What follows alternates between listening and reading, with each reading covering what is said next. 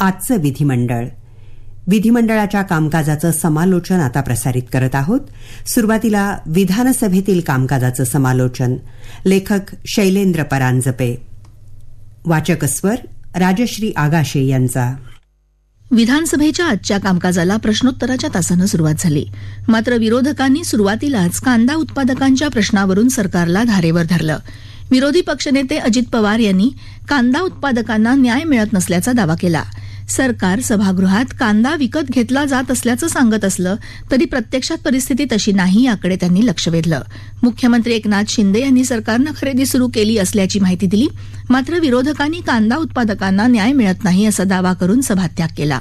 प्रश्नोत्तरांना सुरुवात होण्याआधीच एका महिला नेत्याचा चेहरा मॉर्फ करून व्हिडिओ व्हायरल केल्याचं प्रकरण आमदार यामिनी जाधव यांनी सभागृहात उपस्थित केलं. मनीषा चौधरी तसंच भारती लव्हेकर यांनी या विषयावर संतप्त प्रतिक्रिया व्यक्त करून या प्रकरणात युवा सेनेच्या एका तरुणाला पकडण्यात आलं असलं तरी या प्रकरणाचा मास्टर माइंड कोण आहे त्याचा शोध घेऊन विशेष तपासणी पथकाद्वारे तपासाची मागणी महिला आमदारांनी केली. विरोधी पक्षनेते अजित पवार यांनीही महिला सदस्यांच्या भावना प्रक्षुब्ध आहेत आणि ते स्वाभाविकही आहे असं सांगून या प्रकरणात विरोधकांचीही चौकशीची मागणी असून चौकशी अंती दूध का दूध पाणी का पाणी व्हावं अशी अपेक्षा व्यक्त केली. या विषयावरून सत्ताधारी पक्षाच्या आमदारांनी सभागृहाच्या हौद्यात येऊन घोषणा दिल्यानं प्रश्नोत्तराच्या तासातच सभागृहाचं कामकाज 10 मिनिटांसाठी स्थगित करण्यात आलं. राजकीय पक्षांसाठी अशी कामं करणाऱ्या संस्था किंवा एजन्सीजची चौकशी करावी अशी मागणीही महिला आमदारांनी केली. त्यानंतर विधानसभेचे अध्यक्ष राहुल नार्वेकर यांनी सभागृहाचं आजच्या दिवसभराचं कामकाज संपण्यापूर्वी या विषयावर सरकारनं निवेदन करावं असे आदेश दिले. मंत्री शंभूराज देसाई यांनी संध्याकाळी 5 वाजता निवेदन करून माहिती दिली की या प्रकरणी 4 जणांना अटक केली आहे. त्यापैकी विनायक डावरे हा संशयित आरोपी शिवसेना उद्धव बाळासाहेब ठाकरे गट यांचा सोशल मीडिया राज्य समन्वयक असल्याचंही सभागृहात सांगितलं. आयपीएस दर्जाच्या अधिकाऱ्यांच्या नेतृत्वाखाली विशेष तपास पथक स्थापून या प्रकरणाची चौकशी केली जाईल असं त्यांनी जाहीर केलं. अर्थसंकल्पीय अधिवेशन संपण्यापूर्वी सरकार सर्वंकष वाळू धोरण जाहीर करेल अशी घोषणा महसूल मंत्री राधाकृष्ण विखे पाटील यांनी विधानसभेत केली. या धोरणातून स्वतःच्या घरासाठी थोड्या प्रमाणावर वाळूची गरज असणाऱ्यांना सर्वसामान्यांनाही वाळू उपलब्ध होऊ शकेल असं त्यांनी सांगितलं. या संदर्भातल्या विविध प्रश्नांचा वेध घेण्यासाठी जिल्हाधिकाऱ्यांची समिती स्थापन केली जाईल असं त्यांनी सांगितलं. बेकायदा वाळू उपसा आणि वाळू माफियांच्या दहशतीचा प्रश्न अस्लम शेख यांनी उपस्थित केला होता. त्यावर नाना पटोले, अशोक चव्हाण, राजेश पवार, राजेश टोपे, भास्कर जाधव आणि समीर कुणावार यांनी उपप्रश्न विचारले. वाळूच मिळत नसल्यानं प्रधानमंत्री घरकुल योजनेतली कामंही थांबलेली आहेत. याकडे कुणावार यांनी लक्ष वेधलं तर अशोक चव्हाण यांनी सर्वसामान्यांना वाळू उपलब्ध होत नसल्याचं निदर्शनाला आणून दिलं. सर्वसामान्यांना वेगळे दर आणि बांधकाम व्यावसायिकांना वेगळे दर असावेत अशी मागणीही त्यांनी केली. आमदार अबू आझमी यांनी त्यांच्या मतदारसंघातल्या कारखान्यांच्या प्रदूषणाचा प्रश्न माहितीच्या मुद्द्याद्वारे उपस्थित केला. त्यावर महापालिका आयुक्तांकडून 8 दिवसात अहवाल मागवला जाईल असं मुख्यमंत्री एकनाथ शिंदे यांनी स्पष्ट केलं. नॅक मूल्यांकनाअभावी राज्यातली 60 महाविद्यालयांमध्ये विद्यार्थ्यांना प्रवेश घेता येणार नाही ही बाब विरोधी पक्षनेते अजित पवार यांनी मांडली आणि राज्य सरकारनं या सर्व महाविद्यालयांना नॅक मूल्यांकन करून घ्यायला लावावं अशी मागणीही केली. मुंबई नागपूर समृद्धी महामार्गावर होणारे अपघात लक्षात घेऊन अद्ययावत वाहतूक नियंत्रण व्यवस्था केली जाणार असून अपघात प्रवण भाग शोधून पूर्वसूचना देण्याची व्यवस्थाही केली जाईल असं उपमुख्यमंत्री देवेंद्र फडणवीस यांनी जाहीर केलं. समृद्धी महामार्गावर अपघात होऊन 7 जण मरण पावल्याचा प्रश्न संजय रायमुलकर यांनी उपस्थित केला होता. टोल केंद्रापाशी वाहनात नियमानुसार व्यक्ती बसल्या आहेत किंवा कसं हे तपासता येईल असं अध्यक्ष राहुल नार्वेकर यांनी सुचवलं. तसंच 2 टोल केंद्रांच्या मध्ये अंतर आणि वेग तपासणंही लक्षात येईल याकडे लक्ष वेधलं. संभाजीनगरचं नामांतर केल्यानंतर काही लोक या शहरातलं वातावरण गढूळ करण्याचा प्रयत्न करत आहेत आणि त्यातून काही प्रश्न निर्माण होऊ शकतात. हे लक्षात घेऊन अशा लोकांना बोलवून घेऊन समजावून सांगावं अशी मागणी हरिभाऊ बागडे यांनी केली. दिलीप मोहिते पाटील यांनी हुतात्मा शिवराम हरी राजगुरू यांच्या स्मारकाचा प्रश्न उपस्थित केला. हे स्मारक म्हणजे संपूर्ण देशाला वीरतेचं, पराक्रमाचं आणि देशभक्तीची प्रेरणा देणारं होईल याबद्दल राज्य सरकार गंभीर आहे, असं सांस्कृतिक कार्यमंत्री सुधीर मुनगंटीवार यांनी सांगितलं.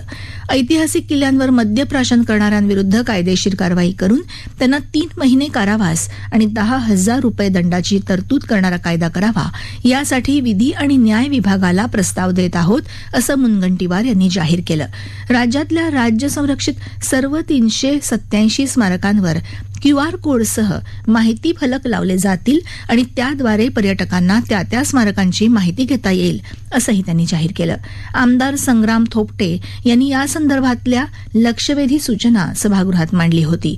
आपल्या मतदारसंघात स्वराज्याची शपथ शिवाजी महाराजांनी घेतली, तो रायरेश्वर स्वराज्याचं तोरण बांधलं, तो तोरणा रोहिडेश्वर आणि हिंदवी स्वराज्याची 27 वर्ष राजधानी असलेला रायगड किल्ला आहे.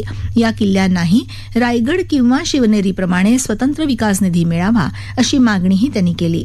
या सर्व 387 राज्य संरक्षित स्मारकांवर आझादी का अमृत महोत्सव अंतर्गत सुलभ शौचालयासह सर्व सार्वजनिक सुविधा मिळू शकणार आहेत, असं मुनगंटीवार यांनी जाहीर केलं.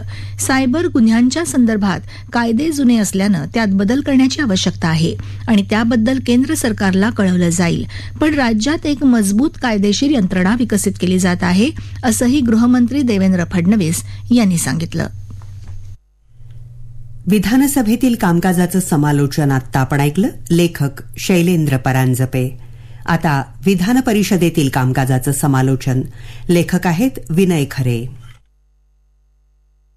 राज्य विधिमंडळाच्या अर्थसंकल्पीय अधिवेशनाच्या 3ऱ्या आठवड्याच्या कामकाजाला आज सुरुवात झाली. सकाळच्या विशेष सत्रात प्रलंबित लक्षवेधी सूचना, नियमित सत्रात प्रश्नोत्तरं, नियम 93च्या सूचना, पुन्हा लक्षवेधी सूचना घेण्यात आल्या. मंत्र्यांची विधेयकं, अर्थसंकल्प चर्चा असा पुढील क्रम आजच्यासाठी ठरवण्यात आला. कृषीमंत्री अब्दुल सत्तार यांनी आत्महत्या करणाऱ्या शेतकऱ्यांबाबत केलेल्या विधानाचे पडसाद सभागृहात उमटले. गेल्या आठवड्यात 10 मार्च रोजी निळा शर्ट घालून अज्ञात व्यक्ती सभागृहात आल्याचं वृत्त काही वाहिन्यांनी प्रसारित केलं. ही माहिती सदस्य अमोल मिटकरी यांनी त्यांना दिल्यानं त्यांनी सभागृहाची माफी मागावी, अशी मागणी करत सत्ताधारी सदस्यांनी गोंधळ केला. तपासात ही व्यक्ती नवनिर्वाचित सदस्य रमेश कराड असल्याचं आढळून आल्याचं सभापती नीलम गोऱ्हे यांनी स्पष्ट केलं. त्यांना फारसं कोणी ओळखत नसल्यानं हा प्रकार घडला असावा, असं त्या म्हणाल्या. आपण ही बाब सभापतींच्या निदर्शनाला आणली, तथापि वाहिन्यांना माहिती दिली नसल्याचं मिटकरी यांनी सांगितलं. यापुढे मी अशा घटनेत अधिक काळजी घेईन, असं ते म्हणाले. पंढरपूर तीर्थक्षेत्र कॉरिडॉरबाबत लक्षवेधी सूचना सकाळी चर्चेला आली. मनीषा कायंदे यांच्या या सूचनेवर मंत्री उदय सामंत यांनी उत्तर दिलं. स्थानिक लोकांच्या, वारकरी, दुकानदार आदींच्या सूचनांचा विचार करून तीर्थक्षेत्र विकास केला जाईल. या सर्व बाबी अद्याप प्राथमिक स्तरावर असून कोणताही निर्णय झाला नसल्याचं सामंत यांनी सांगितलं. सर्वांना विश्वासात घेतलं जाईल. गेले काही महिने विविध हरकती, सूचना येत असून त्यादृष्टीनं वारंवार बैठक घेतल्या जात आहेत. पालकमंत्री, मुख्यमंत्री, उपमुख्यमंत्री सर्व संमतीनं पंढरपूर विकास आराखडा तयार होण्यासाठी प्रयत्नशील आहेत, असं ते म्हणाले. पंढरपुरात मलनिस्सारण वाहिन्या आणि अन्य विकास कामांना कोट्यवधी रुपयांचा निधी दिला गेला, मात्र म्हणावा तसा विकास झालेला नाही. अनेक प्रश्न प्रलंबित आहेत. याबाबत येत्या 16 तारखेला संबंधितांची बैठक घ्यावी, अशी सूचना गोऱ्हे यांनी सरकारला केली. परिसरातल्या ऐतिहासिक वास्तू, मंदिरं बाधित होणार नाहीत, भाडे करारावर असणाऱ्यांना मोबदला मिळावा आदींचा विचार केला जाणं आवश्यक आहे, याकडेही लक्ष वेधण्यात आलं. महादेव जानकर, सचिन अहिर आदींनी उपप्रश्न विचारले. अधिकार मर्यादा ओलांडून औद्योगिक संस्थेला गृहनिर्माण संस्था असे बदल करणाऱ्या सहकार विभागातल्या अधिकाऱ्याच्या निलंबनासाठी विरोधकांनी सरकारला धारेवर धरलं. यावर पुढच्या 7 दिवसात अहवाल घेऊन कारवाई करण्याचं आश्वासन मंत्री अतुल सावे यांनी दिलं. यावेळी आक्रमक सदस्यांनी घोषणा दिल्या.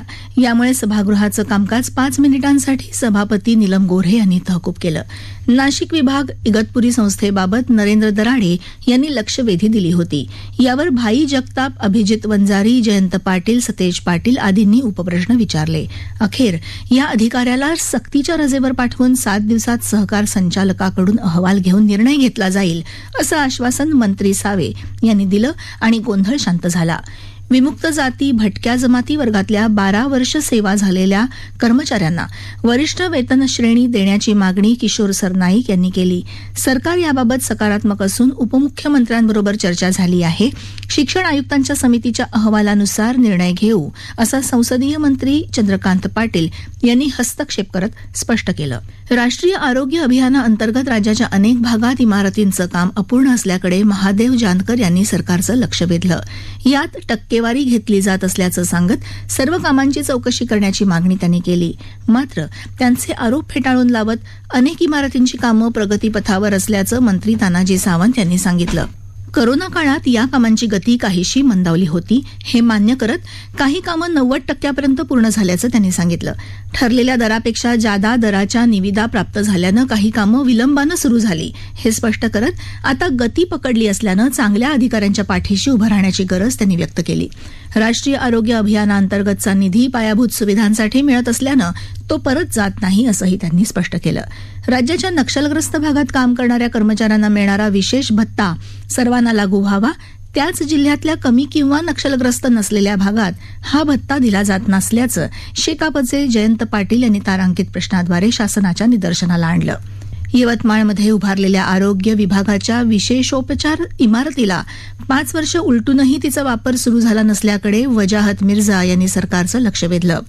राज्यात एकूणच वैद्यकीय प्राध्यापक सह पाठक आदी डॉक्टरांची उपलब्धता कमी असल्यानं आणि पगार भत्ते वाढवूनही त्यांची शासकीय सेवेसाठी मानसिकता नसल्यानं पदं रिक्त असल्याचं मंत्री गिरीश महाजन यांनी सांगितलं. यवतमाळ इथल्या इमारतीत PPP तत्वावर रुग्णालय सुरू करण्याचा शासनाचा विचार असल्याचं महाजन म्हणाले. त्यावर शेकापचे जयंत पाटील यांनी तीव्र विरोध दर्शवला. शासकीय खर्चानं उभारलेल्या इमारती अशा प्रकारे देणं योग्य नाही, तिथं गरिबांना इलाज मिळेलच याची शाश्वती काय, अशी विचारणा त्यांनी केली. महानंद दूध डेअरीबाबत स्वेच्छा निवृत्ती योजना लागू करण्याचा विचार कर्मचारी संघटनांनी मान्य करावा असे प्रयत्न चालू आहेत. सदस्यांनी त्याला साथ द्यावी असं आवाहन मंत्री राधाकृष्ण विखे पाटील यांनी केलं. NDDBनं फक्त 400 कर्मचाऱ्यांची जबाबदारी घेण्याची तयारी दर्शवली आहे. उर्वरित कर्मचाऱ्यांचं काय करायचं, निधी किती पुरवायचा, हा शासनासमोर प्रश्न आहे असं त्यांनी सांगितलं. विधान परिषदेतील कामकाजाचं समालोचन आत्ता आपण ऐकलं. लेखक विनय खरे, वाचकस्वर राजश्री आगाशे यांचा.